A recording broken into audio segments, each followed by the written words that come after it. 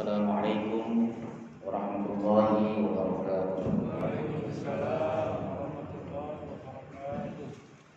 Alhamdulillahilladzi hadana lihada wa ma kunna linahtadiya laula an hadana Allah. Asyhadu an la ilaha illallah wahdahu la syarika lah wa asyhadu anna sayyidana Muhammadan abduhu wa rasuluh. Allahumma fassalli wa sallim wa barik ala sayyidina Muhammadin wa ala alihi wa sahbihi wa man tabi'ahu ila yaumiddin. Amma ba'du fa ya ibadallah, usikum nafsi wa iyaya bitaqwallah faqad fazal muttaqun. Qala Allah ta'ala fi kitabihil karim wa huwa asdaqul qailin. Ya ayyuhalladzina amanu taqullaha haqqa tuqatih wa la tamutunna illa wa antum muslimun. Alhamdulillah, segala puji bagi Allah Subhanahu wa taala, Tuhan semesta alam, atas limpah nikmat yang telah diberikan kepada kita semuanya, sehingga pada pagi hari ini, pada subuh yang penuh barakah ini, kita bisa melaksanakan ibadah salat subuh berjamaah, sambung dengan berhalaqah sejenak dalam rangka membahas agamanya Allah Subhanahu wa taala. Shalawat dan salam semoga senantiasa tercurah ke pangkuan Rasulullah Muhammad sallallahu alaihi wasallam beserta seluruh keluarga beliau, sahabat, kerabat dan pengikutnya, serta kita semuanya insyaallah istiqamah konsisten dalam menjalankan dan mengerjakan sunnah-sunnahnya hingga akhir masa nanti.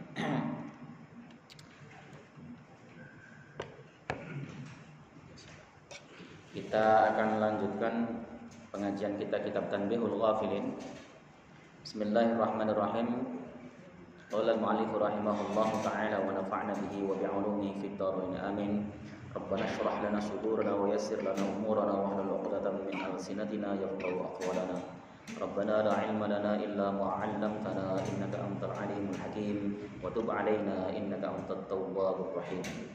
Bismillahirrahmanirrahim. Wa rawa Abu Muawiyah al-Fazari bi isnadihi 'anil Nabi sallallahu alaihi wasallam annahu qala. Abu Muawiyah al-Fazari meriwayatkan dengan sanadnya hingga kepada Rasulullah Muhammad sallallahu alaihi wasallam. Jadi kalau ada hadis begini itu namanya sebenarnya hadisnya mu'allaq. Karena tidak disebutkan sanadnya satu-satu, pokoknya dari sahih ini sampai kepada Nabi itu hadis mu'allaq, hadis yang sanadnya kosong. Tetapi bukan berarti kosong beneran, karena faktanya di dalam kitab Majma' Zawaidnya karangan Al-Hafidh Al-Haythami dan juga di dalam Musnad Al-Bazar itu ada sanadnya, gitu kan. Penyebutan mu'allaq seperti ini tidak masalah asal memang hadis tersebut diketahui sanadnya. Bukhari saja di dalam mutabaahnya, kalau kita baca Bukhari secara komprehensif, ya hadis yang mutabaah maksudnya sebagai penguat itu ada beberapa yang dia itu mu'allaq, sanadnya kosong, jadi tidak masalah. Jadi jangan kaget. Karena apa? Karena ta'rif yang kita pahami selama ini hadis mu'allaq itu dhaif. Kalau dhaif berarti dibuang dari amal, tidak seperti itu, ya. Jadi ketika melihat sesuatu yang sifatnya hadis mu'allaq, cek pada kitab hadis primernya, apakah ada sanadnya apa tidak. Kalau ada sanadnya berarti dia bukan hadis mu'allaq, tapi diriwayatkan secara mu'allaq oleh penulis kitab yang bersangkutan untuk mempermudah dan memperpendek pembahasannya. Anin Nabi sallallahu alaihi wasallam, dari Nabi Muhammad sallallahu alaihi wasallam annahu qala, sesungguhnya beliau bersabda, antum al-yawma ala bayyinatin min rabbikum, yakni ala bayanin min rabbikum. Kalian para sahabat, karena sabdanya Nabi, khitabnya adalah kepada sahabat beliau. Kalian pada hari ini itu di atas penjelasan dari Tuhan kalian. Artinya di atas penjelasan yang langsung diberikan oleh Tuhan kalian lewat wahyu yang disampaikan kepada Rasulullah Muhammad sallallahu alaihi wasallam. Jadi para sahabat itu mereka mendapatkan agama langsung dari Nabi sallallahu alaihi wasallam, dan Nabi sallallahu alaihi wasallam mendapatkan pemahaman agama dari Allah Subhanahu wa taala. Jelas, karena Nabi mengatakan, Allah Subhanahu wa taala berfirman, "Wa ma yantiqu 'anil hawa in huwa illa wahyu yuha."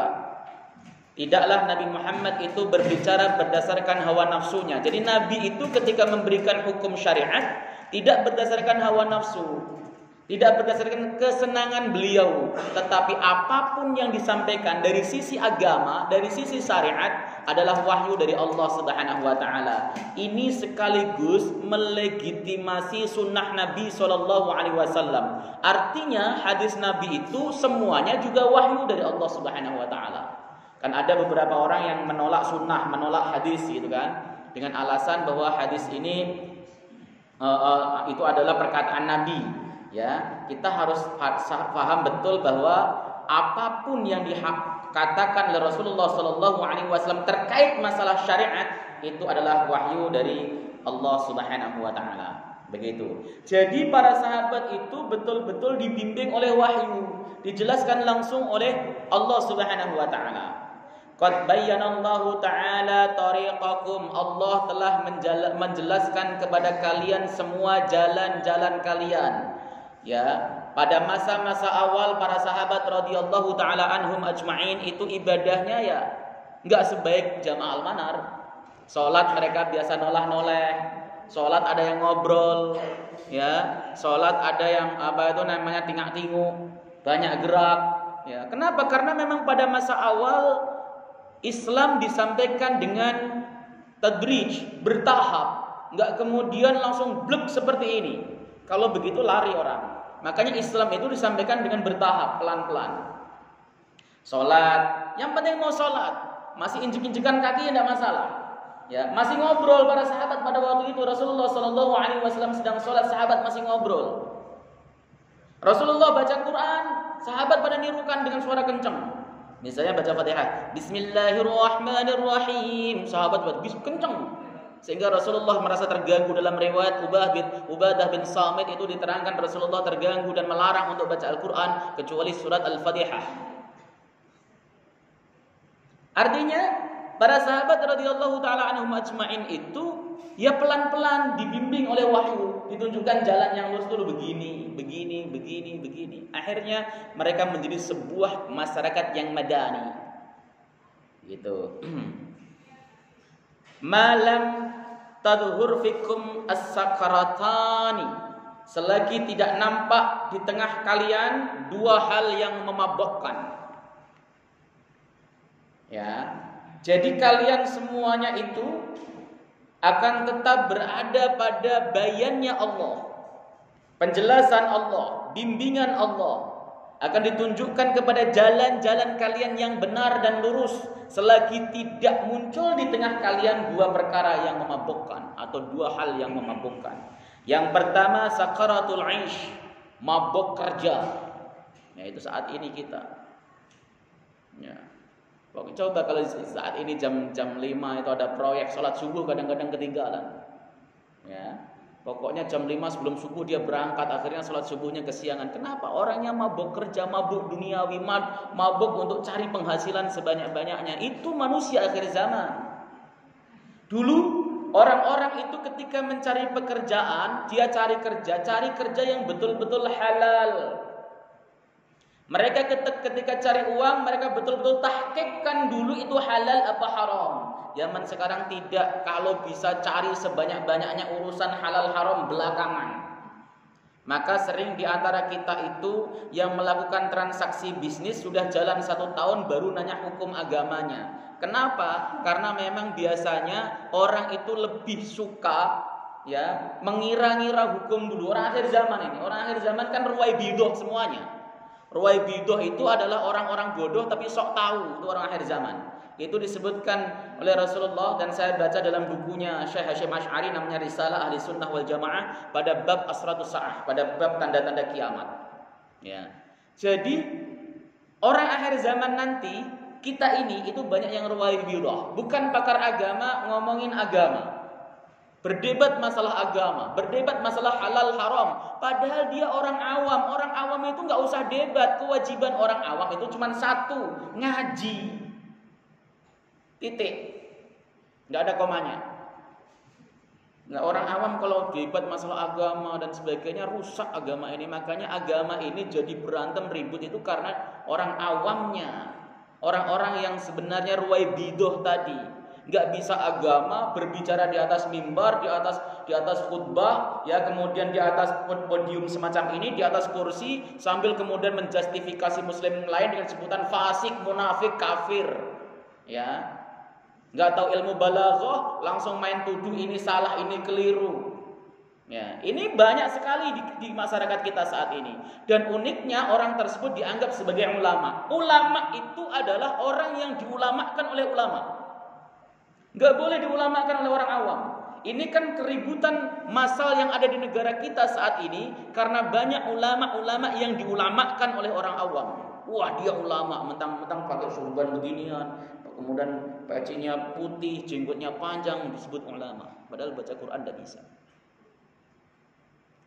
Ini memang kejadian di negara kita tercinta itu banyak semacam itu. Jadi yang disebut ulama itu orang yang mendapat stempel ulama dari para ulama, meskipun bukan stempelnya itu dalam bentuk sertifikat, tapi ulama mengatakan, wah, ustadz ini alim betul, ustadz ini pintar betul, soleh betul. Itu baru stempel dari kalangan ulama. Orang awam stempelnya itu nggak kepake. Kenapa? Ada orang ngomong pakai bahasa Arab sedikit saja, orang awam sudah, wah itu pinter banget tuh ulama. Padahal belum tentu, dan itu adalah disebut dengan ruwaibidah. Ruwaibidah model begini ini sudah ada sejak zaman dahulu. Dulu di dalam kitab Talbis Iblis itu diterangkan bahwa para khutbah, para penceramah itu ulama. Tukang khutbah di atas mimbar itu harus ulama dulu. Sehingga ketika dia turun di atas mimbar, dia siap mempertanggungjawabkan apa yang disampaikan di atas mimbar. Di debat jamaah, ditanya jamaah, dia tahu jawabannya. Dia ngerti apa yang disampaikan. Dulu. Ketika dia nukil hadis, dia nukil dari kitab-kitab primer, kutubus sittah, Sahih Bukhari, Sahih Muslim, Sunan Abu Dawud, Sunan Tirmidzi, Sunan Nasa'i, Ibnu Majah. 6. Tambah lengkapi Musnad Ahmad, Imam Ahmad, ditambah lagi Muwatta'nya Imam Malik, ditambah Musnad Imam Syafi'i dan sebagainya. Itu menukilnya dari kitab-kitab primer karena ulama. Enggak mungkin kalau bukan ulama punya kutubus sittah. Wong baca enggak bisa. Ibnu Hajar Al-Haytami di dalam bukunya, kitabnya yang berjudul Fatawi Al-Hadithiyah, beliau mengatakan bahwa meriwayatkan hadis di atas mimbar, hadis dhaif yang tidak disertai bahwa keterangan bahwa itu dhaif itu haram. Meriwayatkan hadis yang ia tidak cek dari sumber-sumber primer itu haram. Meriwayatkan hadis yang tidak ia cek dari sumber sekunder dari ulama-ulama pakar hadis itu haram. Sumber sekunder seperti Riyadhus Shalihin itu sumber sekunder. Karena Riyadhus Shalihin itu bukan kitab primer seperti Sahih Bukhari, Sahih Muslim, tapi kitab yang mengambil dalil atau hadis dari Bukhari, Muslim, Nasa'i, Abu Dawud, itu kitab sekunder. Tapi Imam Nawawi pakar, maka boleh. Bulughul Maram itu kitab sekunder. Yang ngarang pakar hadis Ibnu Hajar Al-Asqalani, boleh diambil. Banyak sekali kitab-kitab sekunder yang jangan ngambil dari koran, apalagi dari WhatsApp, dari handphone, jangan. Kenapa? Karena bisa jadi yang ngarang sambil ngantuk, yang nulis sambil tidur-tiduran, nggak membuka rujukan. Yang penting Rawahul Bukhari. Ini yang harus dicatat. Haram loh kata Ibnu Hajar. Makanya khutbah harus ulama. Zaman sekarang tidak. Khotib itu yang penting ceramahnya bagus, menggebu-gebu, nonjokin orang, ngikutin orang, wah keren, berani banget. Bukan berani, konyol yang betul. Maka di dalam kitab namanya Aqdul Farid, ya ini kitabnya menjelaskan masalah taklid. Itu dikatakan ijtihadnya orang awam kan wajib taklid, ya kan? Ada di sini sudah mujtahid. Enggak ada mujtahid apaan. Ya, tidak ada. Taklid semua, muqallid kita semua itu. Taklid. Orang awam itu diperkenankan untuk beristihad. Istihadnya cuma satu, cari guru yang benar untuk ditaklidi, untuk diikuti. Jangan cari guru abal-abal. Kenapa? Sebab al-ilmu minad din fanzuru min aina ta'khuduna dinakum. Ilmu itu merupakan bagian daripada agama, maka lihatlah dari mana kalian mengambil agama kalian. Jangan kemudian setiap ada guru kita ambil ilmunya, belum tentu dia baik, belum tentu benar. Masya Allah. Jadi jangan terjebak kepada satu wilayah yang disebut dengan mabuk duniawi, mabuk pekerjaan, ya, mabuk pekerjaan, mabuk maisha, menjadikan kita jauh dari ulama-ulama rabbani, ya, jauh dari orang-orang hebat, ulama-ulama saleh. Kenapa? Karena kita nggak punya waktu. Kita selalu memprediksi hidup kita sendiri seakan-akan umur kita panjang. Ustadz, saat ini mumpung saya masih muda, saya akan perkuat ekonomi saya akan bekerja siang malam. Nanti ketika ekonomi saya sudah kuat, mapan, saya akan istiqomah di jalan Allah Subhanahu wa taala. Kayak ente yang nulis takdir sendiri. Banyak orang-orang muda yang dia merasa muda, yang merasa kuat, ya, wah saya sehat, saya nggak apa-apa. Besoknya sudah innalillahi wa inna ilaihi raji'un. Banyak orang-orang tua yang kena penyakit ini, penyakit itu, udah kena gula darah, udah kena darah tinggi, kena COVID lagi, nggak mati, banyak. Saya kemarin dapat cerita seorang ustadz, kiai. Saya kena COVID ustadz, saya sehat, saya masih muda, masuk rumah sakit lah saya dalam keadaan tidak bergejala tinggi, tidak bergejala berat. Di sebelah saya ada kakek-kakek umur 70 tahun itu gejala berat, udah dikasih oksigen yang dicolokin di mulut sambil ngap-ngapan gitu. Kata batin dia, Allah ini paling tinggal menghitung hari ini, paling sehari 2 hari udah out gitu kan. Malah sembuhnya duluan dia daripada si kiainya tersebut. Lah kok pulangnya duluan dia, dan saya bahkan kena namanya badai sitokin. Kena badai sitokin. Bapak ini begitu masuk rumah sakit langsung membaik. Kenapa? Urusan nyawa bukan urusan kita. Kecuali Allah Subhanahu wa taala perintahkan Bapak, Pak, silahkan tulis takdir Bapak sendiri. Bapak bisa nulis sesuai dengan keinginan Bapak dan Ibu. Kan tidak, kita nggak tahu kapan kita wafat, maka jangan mabok pekerjaan. Selagi ada kesempatan ambil. Ngaji begini ini kan nggak setiap waktu, nggak setiap saat. Ada kalanya Bapak dulu yang wafat, atau saya, atau Bapak, atau siapa saja. Nyesel nanti kalau bapak kemudian dipanggil oleh Allah Subhanahu wa taala, misalnya pas nyawa sampai tenggorokan kan protes sama Allah, Rabbi laula akhartani ila ajalin qarib fa asaddaqa wa akum minas salihin. Ya Allah, tunda saja ajalku sejenak saja, aku akan bersedekah dan aku jadi orang soleh deh, ngaji terus. Tapi nggak mungkin. Atau ustadz-ustadznya wafat, mati, ustadz yang bagus-bagus.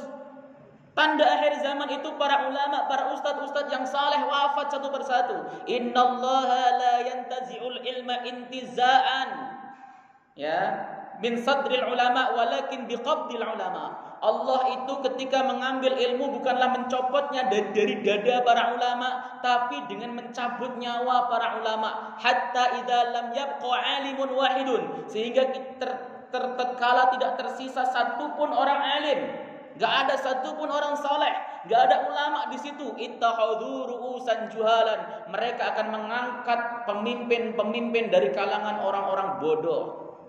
Guru ngaji diambil dari orang bodoh, semuanya dari orang bodoh. Kenapa? Ulamanya nggak ada, udah wafat. Dan ketika hidup antum cuekin. Saat mereka hidup kita cuek, ngaji nggak pernah. Begitu wafat, nulis di Facebook, kita kehilangan ulama panutan, guru saya, Masya Allah, umat bersedih. Lah ente waktu mereka hidup kemana? Kok tiba-tiba ikutan sedih sambil pura-pura nangis? Itu kan air mata buaya kan? Maka jangan main-main. Ketika ulama masih hidup, deketin para ulama. Ulama itu paling suka kalau ditanyain masalah agama. Jangan kemudian deketin ulama ngajakin bisnis, salah itu. Ya. Ngajakin deketin ulama itu untuk bertanya masalah agama. Jangan, Pak Ustadz, Pak Kiai, yuk bisnis yuk. Ulama mau dirusak lagi urusan dunia. Saya bilang begini, kenapa? Karena supaya ada porsinya. Ulama ngurusin umat, antum itu silahkan ngurusin masalah duniawi boleh, tapi jangan mabok, itu kuncinya. Oke. Wasyakratul jahli, dan mabok kebodohan. Imam Ghazali itu di dalam Ihya Ulumuddin beliau mengatakan bahwa sebaik-baiknya orang bodoh adalah mereka orang yang rajin mengetuk pintu rumah para ulama untuk bertanya agama. Sebaik-baiknya orang bodoh. Tok, assalamualaikum Ustaz. Waalaikumsalam. Mohon maaf Ustaz, saya pengen bertanya masalah agama begini begitu. Itu serius. Orang yang baik itu adalah orang yang banyak tanya terkait masalah agama untuk diamalkan, bukan untuk ngetes ustadznya. Kalau yang nggak aplikatif nggak usah ditanyakan. Gitu. Nah, seburuk-buruknya ulama adalah orang yang rajin mengetuk pintu rumah orang kaya untuk minta sumbangan sambil bawa proposal. Itu buruk ulama begitu tuh. Saya itu sedikit senang sebenarnya di Jakarta, wabil khusus di Indonesia itu. Di Indonesia maksudnya wabil khusus di Jakarta itu semangat untuk bikin pesantren luar biasa, tapi tidak dibarengi dengan kualitas dan kapasitasnya sebagai seorang pengasuhnya. Akibatnya banyak sekali pesantren yang kemudian dikelola dengan asal-asalan. Apakah itu nggak bagus? Bagus, niatnya sih bagus, setuju. Tetapi sehingga banyak hal yang harus dibenahi, terutama dalam masalah pendidikan sisi akhlaknya. Dulu Syekh Hasyim Asy'ari ketika bikin pondok pesantren Tebu Ireng, beliau itu nggak bentuk kandangnya dulu, nggak bentuk wadahnya atau pesantrennya dulu, tapi membentuk jamaahnya dulu. Ngaji dari musola, santrinya tambah, kemudian musolanya dilebarkan, nambah lagi dibentuk asrama, seperti itu. Sekarang enggak, kita bentuk bangunannya dulu supaya tertarik orang kemudian pada daftar. Dan yang paling tragis lagi, saya itu sering mengkritik itu. Orang-orang begitu dia mendirikan pesantren, dia minta donasinya kepada jamaah. Mau membangun pesantren, kita akan membebaskan tanah di Bogor, kita akan membebaskan tanah di Pandeglang dan sebagainya. Wah, jamaah itu paling seneng kalau untuk bangun pesantren karena amal jariah. Karena amal jariah yang akan dipetik pada saat dia wafat nanti akan dapatkan terus menerus. Seneng sekali. Ada yang nyumbang sampai 100 juta, 50 juta dan sebagainya. Jadilah pesantren megah luar biasa, bagus. Tapi setelah jadi bagus, orang masuk situ bayarnya harus mahal luar biasa. Orang yang nggak mampu bayar nggak bisa masuk ke situ. Dulu ngambil uang dari umat untuk bangun pesantren, setelah itu bukan dimanfaatkan kembali kepada umat, malah untuk kepentingan pribadi. Apakah ada? Banyak. Masuk pesantren sekali masuk 30 juta. Anak tukang sapu di situ, pengen sekolah saja di situ, yang sekolahnya katanya pakai IT itu nggak bisa. Kenapa? Karena nggak ada duit. Bukan nggak boleh, boleh ngambil iuran boleh, tapi jangan dipukul rata. Yang kaya berapa, yang bahkan yang miskin, tapi mau sekolah di situ silahkan, nggak masalah, terbuka, bagus. Karena guru ngajinya harus dihidupi dengan layak. Kita itu kalau hidup di Indonesia, kalau guru ngaji pokoknya harus ikhlas lah. Ya, Bapak guru ngaji ya, guru TPA berapa gajinya 200.000. Ini kan zalim namanya, zalim sama Quran. Ya mestinya orang yang sudah mengamalkan Quran, menyebarkan Qurannya disebut Rasulullah sallallahu alaihi wasallam, khairukum man ta'allamal Quran wa 'allamah. Sebaik-baiknya kalian adalah orang yang belajar Quran dan mengajarkannya. Itu sebaik-baiknya manusia loh. Tapi di hadapan orang-orang akhir zaman macam kita ini, kita rendahkan. Kalau perlu nggak usah kerja digaji 200.000, tapi suruh maksimal, yang nggak bisa, bolos terus pasti dia. Ya, gaji yang besar gitu loh, gaji yang besar. Anda ngaji di sini, ngajar sih yang serius, ya. Minta titip anak-anak supaya begini. Per bulan saya gaji UMR, keren itu, serius. Kenapa? Maaf saya nggak nyindir. Karyawan pabrik, buru-buru pabrik bisa UMR. Dia hanya ngurusi masalah urusan produksi yang kecil, sementara dia ngurusi masalah dunia akhirat. Antum gaji 200.000 itu pun sering utang. Ya, ini namanya tidak ada penghargaan sama para ulama, para guru dan sebagainya. Kok bisa begitu ya? Karena kita bodoh. Kita itu mabuk kebodohan. Bahasa Imam Ghazali itu tumak ninah di dalam kebodohan. Orang bodoh kok tumak ninah. Orang bodoh kok tenang banget di rumah. Orang kalau merasa bodoh itu sering ke majelis taklim, datangi pengajian-pengajian, hadiri mereka, ambil ilmu para ulama, deketi para ulama, begitu. Itu namanya cara orang bodoh untuk mengupgrade dirinya, bukan malah jauh dari ulama. Saya itu sebenarnya termasuk yang nggak begitu setuju ya, dalam tanda kutip. Antum boleh beda pendapat kalau ini dengan saya, dengan istilah pengajian-pengajian yang diupload di medsos, Ustaz. Itu bikin orang nggak mau ngaji. Kenapa? Sama aja ngaji sama Ustaz Rifai ntar di YouTube apa di mana kan sama aja bisa gitu kan, di rumah daripada di taklim lagi sibuk saya. Itu persoalan. Orang yang ngaji lewat YouTube, lewat Facebook dan sebagainya sudah dianggap bertaklim. Saya pernah bertanya kepada seorang syekh ya. Beliau jawab dengan sangat bagus. Ngaji di YouTube, ngaji di Facebook, kalau ustadznya itu kita bisa konfirmasi, bisa kita tanyakan langsung pada saat kita menemukan kejanggalan, itu boleh, tapi tidak dapat fadilah taklim. Enggak dapat fadilah taklim. Antum itu duduk begini nih, ibu-ibu, bapak-bapak, pulang enggak dapat ilmu, dapat rahmat dan maghfirahnya Allah Subhanahu wa taala. Dosanya diampuni, rahmat diturunkan, sakinah turun, ketenangan. Bapak itu dari ujung sana sampai ujung sana, Bu, itu semuanya dapat ketenangan. Hari ini pasti tenang, enggak ada yang mikirin utang sama sekali. Kenapa? Karena memang majelis taklim itu selalu diturunkan sakinah. Dapat itu. Coba kalau kemudian dengerin YouTube, dapat sakinah? Enggak, kenapa? Dengerin YouTube sambil goreng tahu. Bapaknya sambil selonjoran, kadang-kadang ada yang sambil ngerokok kebal-kebul. Ilmu dapat, tetapi yang lain tidak. Ini. Makanya yang paling enak itu ya hadir ke majelis taklim. Bersila, kemudian bersimpuh di hadapan para ulama. Tujuannya apa? Tujuannya supaya hati kita lembut. Itulah adab.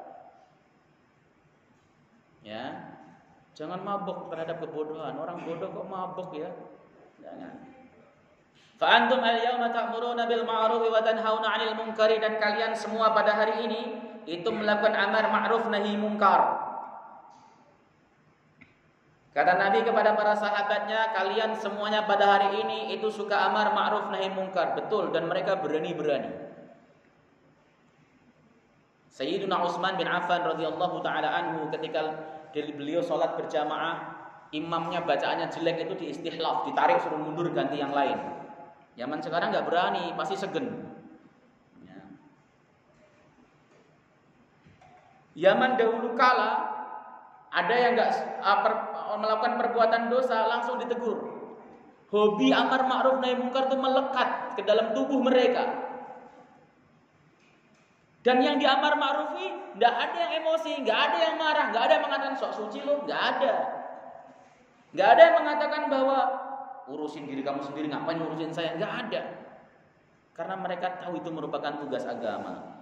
Wa tujahiduna fi sabilillah, dan kalian semuanya berjihad di jalan Allah Subhanahu wa taala. Wa satahawwaluna an dzalik, kemudian kalian semua akan berpaling dari hal itu, berputar 180 derajat. Idza fasha fikum hubbud dunya, tatkala sudah tersebar di antara kalian cinta dunia. Hubbud dunya, ya saat ini kita hidup di zaman di mana dunia lebih hebat daripada akhirat. Sampai dikatakan oleh Syekh Bukhari, bukan Imam Bukhari, Syekh Bukhari, beliau mengatakan inna musibatad dunya indan nasi akbaru asyaddu min musibatid din. Sesungguhnya musibah dunia di sisi manusia saat ini lebih hebat daripada musibah agama. Imam Ghazali di dalam Ihya juz 3 bagian-bagian akhir itu beliau nyindir kita bisa-bisa. Kita itu kalau divonis sama mursyid kita menderita penyakit batin, hati kita itu penuh penyakit, ada dengki. Sama orang kok isinya dengki, iri terus. Ada dendam. Ya, sama saudaranya juga bahkan bisa dendam. Ada tomak itu rakus. Kemudian ada apalagi riya, sum'ah, ujub, membanggakan diri, takabur, sombong dan sebagainya. Kita masih tenang-tenang saja, makan enak, tidur nyenyak. Tapi kalau kemudian dokter atau tabib mengatakan bahwa Anda memiliki penyakit yang mematikan, taruhlah nggak usah mematikan, Anda terkena COVID-19, wah panik luar biasa, ini harus isoman, harus ini, minum vitamin ini dan sebagainya. Padahal belum tentu mati. Serius. Sementara nanti kata Al-Ghazali, penyakit-penyakit duniawi yang Anda derita, penyakit beri-beri, penyakit kanker, penyakit tumor, penyakit gagal ginjal dan sebagainya, ketika Anda mati tidak ditanyakan oleh malaikat, nggak ada hisabnya, nggak ditanyain antum mati sebab apa. Pak, matimu sebab apa Pak? Saya kena tumor, malaikat nggak ada. Selesai. Kamu mati kenapa? Omikron, malaikat nggak ada. Tapi penyakit-penyakit hati akan ada tuntutannya sampai kita mati. Riya, takabur, sum'ah, ujub, dendam, itu akan ada tuntutannya sampai kita wafat. Menerus, bahkan menjadi penentu kita apakah kita termasuk orang-orang yang akan beruntung ataukah orang-orang yang akan celaka, surga atau neraka. Itu penyakit-penyakit hati. Tapi ya tadi kita itu hidup di era hubud dunya. Hubud dunya itulah, cinta dunia itulah yang mematikan hati kita aslinya. Cinta dunia. Kita itu selalu takut miskin, tapi tidak takut masuk neraka. Kita itu selalu takut nanti hari tua saya bagaimana kalau nggak ada, tapi tidak pernah takut mati su'ul khotimah.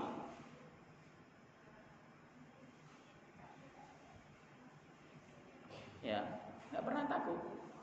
Lah kalau di dalam kitab Sarhus Sudur karangan Imam Suyuti itu salah satu cara untuk menggapai husnul khotimah itu banyak ibadah. Orang yang rajin baca Quran itu biasanya mati pada saat baca Quran. Rajin baca Quran saja ibu-ibu. Rajin baca Quran, nanti pas baca Quran meninggal. Seperti itu biasanya. Orang yang rajin majelis taklim itu matinya juga pas majelis taklim. Gitu. Orang yang rajin zikir matinya pas zikir, itu seperti itu. Kenapa? Karena dia memenuhi waktunya dengan ibadah. Ketika seseorang memenuhi waktunya dengan ibadah, maka dia akan bisa menggapai namanya husnul khotimah. Lah orang pengen husnul khotimah kok nggak pernah ngaji, nggak pernah baca Quran, tapi saya pengen husnul khotimah. Itu namanya nggak ada ikhtiarnya. Mulai sekarang lah, karena kita kan nggak ada tahu kapan out kita dari dunia ini. Ya. Oke. Jadi idza fasha fikum hubud dunya itu memang sudah terjadi di hari ini ya. Artinya orang-orang cinta dunia itu menyeluruh, bahkan mungkin kita yang hadir di sini itu hubud dunia. Saya sering nyindir diri saya sendiri, Bu, begini. Ustadz akhir zaman itu, ya termasuk saya, itu mungkin nanti akan banyak ditemui di neraka. Jamaahnya masuk surga semuanya. Jamaah ini ibu-ibu, bapak-bapak masuk surga semuanya. Bisa jadi. Kenapa? Jamaahnya mau ngaji datang ke masjid itu lillahi ta'ala, karena Allah subhanahu wa ta'ala. Ustadznya datang ke masjid bisa jadi karena pengen berapa tentengan. Serius. Ini sindiran untuk diri saya sendiri. Saya nggak nyindir ustadz lain ya. Ngapain nyindir ustadz lain? Saya sendiri ustadz. Gitu kan. Jamaahnya bapak ibu di sini kan datang nggak ada motivasi apapun. Niatnya karena ngaji kan? Semuanya. Semua karena ngaji. Pengen ngaji, pengen ketemu ustadz, itu kan ibadah. Pengen kumpul dengan orang-orang saleh itu kan ibadah. Ya. Pengen salaman dengan saudara saya itu kan ibadah. Gak ada motivasi lain. Kalau ada pengen sarapan ya enggak masalah lah itu ya. Itu namanya tujuan sampingan. Tapi kalau kemudian ustadznya gak bisa nata hati, ini bahaya sekali. Bahaya sekali. Ini serius.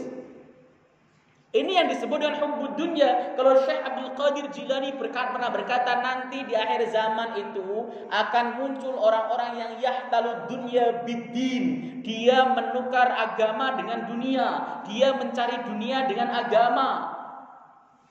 Dia jual ayat untuk kenyang, jual hadis untuk bisa makan. Yahtalu dunya bidin. Kata Syekh Abdul Qadir Jilani, akan muncul semacam itu nanti di akhir zaman, dan zaman itu zaman kita sekarang. Ikut kuliah cuman mendalami agama cuman kuliah doang, kuliah S1 di sebuah perguruan tinggi, habis itu ikut daurah duat ya, daurah untuk para penceramah 1 minggu, udah pulang jadi ustadz ya, kemana-mana. Masya Allah. Jadi akhir zaman itu banyak orang yang mencari dunia dengan agama. Kalau Anda jumpai orang semacam itu, satu pesan sang wali, fatrukuh, tinggalkan. Ya, tapi persoalannya orang awam itu nggak punya ukuran sih orang awam itu. Orang awam itu yang penting bagus, menarik dan sebagainya. Orang awam itu nggak punya ukuran, maka dia harus tanya kepada ulama-ulama, harus berinteraksi dengan para ulama, bergesekan dengan para ulama, itu penting. Cari ulama di Jakarta Timur ada apa enggak? Saya pernah ketemu dengan orang dari Yaman kalau nggak keliru. Dia minta tunjukin rumah ulama di Jakarta Timur. Saya bilang, siapa ulama Jakarta Timur? Ya, bingung kan? Ya, maksudnya ulama kan mungkin maksud dia sekelas, misalnya apa itu namanya Syekh Ali Jumu'ah, kemudian sekelas Syekh Wahbah Yuhaili mungkin dan sebagainya, Syekh Said Ramadan Al-Buti atau Habib Umar bin Hafid dan sebagainya. Kan sulit nyari di mana yang kayak gitu itu. Sulit. Maka kita itu sebenarnya banyak khutbah itu tadi, banyak tukang ceramah. Ya, dan saya itu termasuk yang bagian khutbah. Mudah-mudahan Allah Subhanahu wa taala kasih hidayah untuk kita semuanya, amin. Fala ta'muruna bil ma'ruf wa la tanhauna 'anil munkari, dan kalian tidak berani amar ma'ruf dan nahi mungkar. Faktornya banyak. Ya, kita itu enggak berani melakukan amar ma'ruf nahi mungkar karena faktornya banyak. Karena hubud dunia tadi. Takut digeser jabatannya, takut dipecat, takut enggak dapat bantuan. Apalagi kalau kemudian maaf sekali lagi, masjid sudah sering dapat bantuan dari pemerintah misalnya, dikit-dikit 100 juta, dikit-dikit 50 juta dan sebagainya lah, mulutnya itu kadang-kadang mingkem, nggak berani. Tetapi saya juga tidak menyuruh antum untuk kemudian vokal terhadap pemerintah, enggak. Memang enggak boleh, bisa menyebabkan keonaran. Tapi berani untuk mengatakan yang hak dengan cara baik. Itu penting. Antum kalau kemudian ngongkek apa tuh namanya, pengen mendongkel, pengen menjatuhkan pemerintahan yang sah, antum khawarij. Tidak boleh. Dari zaman dahulu kalau ulama Ahlussunnah wal Jamaah menghadapi pemerintah yang zalim seperti Al-Hajjaj saja, tidak ada yang pengen memakzulkan. Zaman sekarang sedikit-sedikit makzulkan, copot, ganti, mintal khawarij itu. Ya. Ketika para tabi'in datang kepada Abdullah ibnu Abbas radhiyallahu taala anhuma mengadukan tentang Al-Hajjaj bin Mansur bin Yusuf ya, itu yang sangat kejam sekali. Orang hafal Quran loh, jadi gubernur loh, kejamnya luar biasa, ulama banyak digorok sama dia, banyak dihukum gantung. Mereka mengadukan ini luar biasa. Apa kata Ibnu Abbas? Kalian sabarlah, bukan lawan, kita turunkan dan sebagainya, enggak, sabarlah. Kenapa? Karena aku mendengar Rasulullah sallallahu alaihi wasallam bersabda, ya, la ya'ti alaikum zamanun illa wa huwa asyarru mimma kana qablah. Tidak akan datang suatu zaman kepada kalian kecuali zaman tersebut lebih buruk daripada zaman sebelumnya. Kalian ini kalau enggak sabar, nanti juga enggak sabar lagi menghadapi zaman-zaman setelahnya yang lebih buruk. Sabar. Allah Subhanahu wa taala akan memberikan pertolongan. Tetap istiqomah dalam agama. Ibadahnya bagus, hatinya dibaikin. Nanti Allah Subhanahu wa taala akan turunkan pertolongan. Itu kan sudah menjadi janji Rasulullah sallallahu alaihi wasallam. Cepat amat ya. Oke. Ini harus kemudian itu kita pahami dan kita mengerti. Nah, termasuk gini, ada masjid yang mendapat bantuan dari seorang donatur, bahkan donaturnya itu tunggal, donatur tunggal loh ya. Bangun masjid sendirian, ngurus masjid sendirian, dana khotib dia sendiri, dana penceramah dia sendiri, dana itu sendiri dan sebagainya. Ya, tapi dia ngatur-ngatur masjid. Masjid harus begini, harus begitu, nggak boleh ada ini, nggak boleh ada itu, nggak boleh ada pemotongan kurban, nggak boleh ada panitia zakat, nggak boleh ada begini begitu, semuanya clear, saya yang nanggung. DKM yang ngomong sama saya, nggak usah dipatuhi. Kenapa kok begitu Ustaz? Kan dia donatur tetap. Dia kalau niatnya karena Allah Subhanahu wa taala enggak bakal banyak nuntut. Kalau niatnya karena Allah, orang nyumbang kalau niatnya karena Allah, itu enggak bakal banyak nuntut. Kalau banyak nuntut berarti dia masih merasa sebagai orang yang menghidupi masjid. Enggak boleh ya kayak gitu. Enggak usah. Kurban silahkan dilaksanakan. Kalau memang mau memotong di tempat pemotongan silahkan, itu hanya teknis. Zakat ya silahkan. Dia bahkan masjid tersebut tidak menerima sedekah dari jamaah lain, pengen dihidupi sendiri, nggak usah sombong. Gitu. Terima saja. Karena apa? Akan ada gesekan dari masyarakat. Masyarakat merasa nggak dihargai. Terima saja, seneng. Bilangin sama Pak donaturnya, Pak, ya ini masjid milik umat. Kalau Bapak mau nyumbang, ya nyumbang saja lillahi ta'ala. Atau kalau bahasa halusnya ya, ini mohon maaf Pak, kita punya program begini yang sudah kita tetapkan oleh DKM, kita akan jalankan. Selesai. Oh, kalau gitu nggak mau jadi donatur ya nggak apa-apa. Emang yang hidupin masjid Bapak. Allah Subhanahu wa taala. Ada sebuah masjid, saya pernah jadi pengurus masjid. Masjid tersebut asalnya dapat bantuan dana dari perusahaan terus-terusan, tiba-tiba perusahaan mengatakan mulai hari ini saya hentikan bantuan dana. Ya tetap jalan kok, taklim tetap jalan, khutbah tetap ada, kegiatan tetap lancar. Kenapa? Karena umat pasti peduli. Makanya ini kenapa? Karena orang model begitu itu nanti amar ma'ruf nahi mungkar akan menjadi nggak jalan. Ketika dia mentang-mentang dan sebagainya, ustadznya akan mingkem. Kenapa? Dicekokin duit terus. Gitu. Nah, kalau kemudian ustadznya tidak hubudun ya dia santai. Ya urusan dia sedekah itu urusan dia, urusan saya amar ma'ruf urusan saya. Begitu. Ya, ini adalah romantika di akhir zaman ya semacam itu Pak Bu. Jadi biasalah yang model-model kayak gitu banyak. Saya itu banyak kenal masjid seperti itu, banyak tahu dalemannya karena saya itu menjadi dewan syariah di beberapa masjid. Ya dewan syariah itu ya pasti banyak tahu dalemannya sebuah masjid gitu kan. Banyak yang nanya, pengurus-pengurus masjid datang untuk menanyakan berbagai. Bahkan banyak masjid diantaranya itu mau buka masjid saja itu harus lapor sama saya dulu. Ustadz kita mau buka masjid apakah diperbolehkan? Biasanya saya rembukan dengan tim pengurus bagaimana maslahat dan mafsadahnya di sana dan sebagainya. Ya, sudah. Mau rapetin soft saja itu juga perundingan. Itu enaknya kalau kemudian dijadikan bagian daripada pengurus masjid. Ada sebuah masjid jadi insan jadi penasihat tapi nggak suruh nasihatin sama sekali, cuma nongkrong namanya doang. Begitu ada. Itu nasib orang kayak gitu. Ya.